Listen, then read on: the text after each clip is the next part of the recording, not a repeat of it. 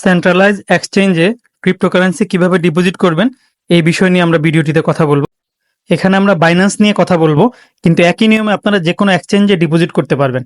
So বাইন্যান্সে log in করার পরে নিচে ডান পাশে ওয়ালেটে যাবেন, ওখানে ডিপোজিট অপশনে গেলেই আপনি বাইন্যান্সে লিস্টেড ক্রিপ্টো অ্যাসেটগুলো দেখতে পাবেন।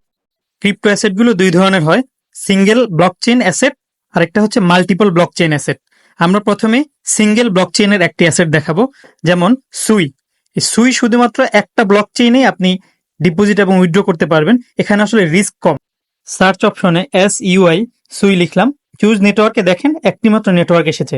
মাল্টিপল নেটওয়ার্ক সাপোর্টেড অ্যাসেট যদি হতো সেক্ষেত্রে আপনার ডিফারেন্ট টাইপের নেটওয়ার্ক আসতো, যেটা আমরা সামনে দেখব।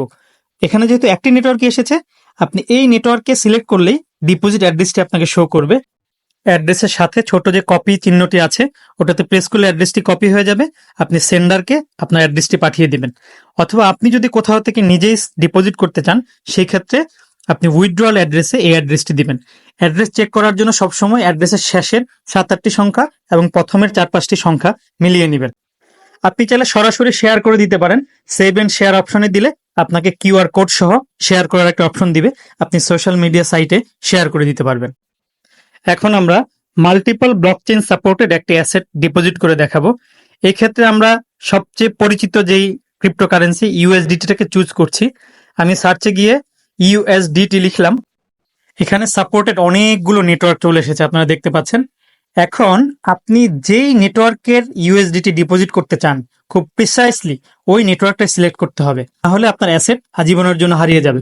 আপনি কান্নাকাটি করবেন, চিল্লাপাল্লা করবেন, কারো কাছে বলারও কিছু পাবেন না, কেউ আপনার এটা সমাধানও করে দিবে না। নেটওয়ার্ক যেটাতে আপনি পাঠাবেন খুব খেয়াল করে ওই নেটওয়ার্কটা সিলেক্ট করবেন। ফর এক্সাম্পল, আমি BNB নেটওয়ার্কটি সিলেক্ট করলাম USDT পাঠানোর জন্য।